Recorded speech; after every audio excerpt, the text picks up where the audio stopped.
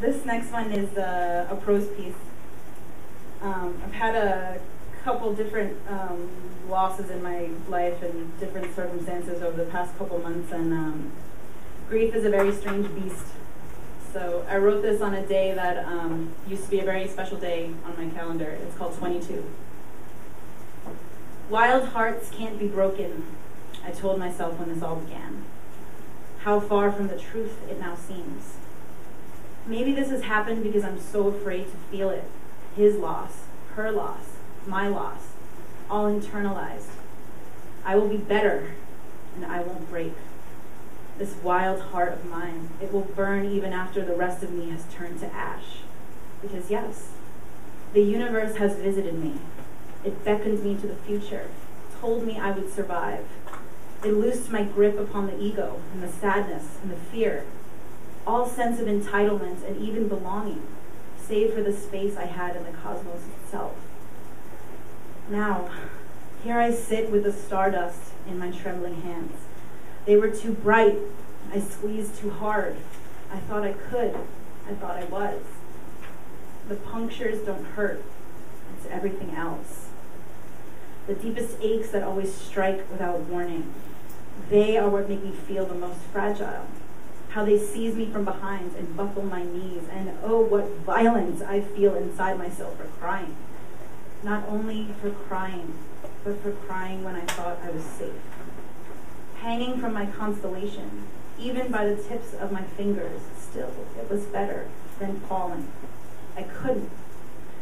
Yet the universe, in all its spectacular beauty and sorrow, insists on showing me what I've lost, pressing it into my consciousness like sand from the shore, scratching mercilessly against stinging, sunburnt skin. Even surrounded by the warmth of thousands, overwhelmed by the lights and the sounds, singing the words with a voice that is no longer my own, now choked by emotion, I am raw. Raw as the moon, unspeakable in its brilliance, as the explosions of fireworks that suddenly mean nothing, as the recollected glimpses of those nights we thought this would never, ever end. What do you do now in the aftermath of forever? In the postscript your bleeding hands can barely write. Walk on, my child, and fall like a star, because it is the only way you too will be reborn.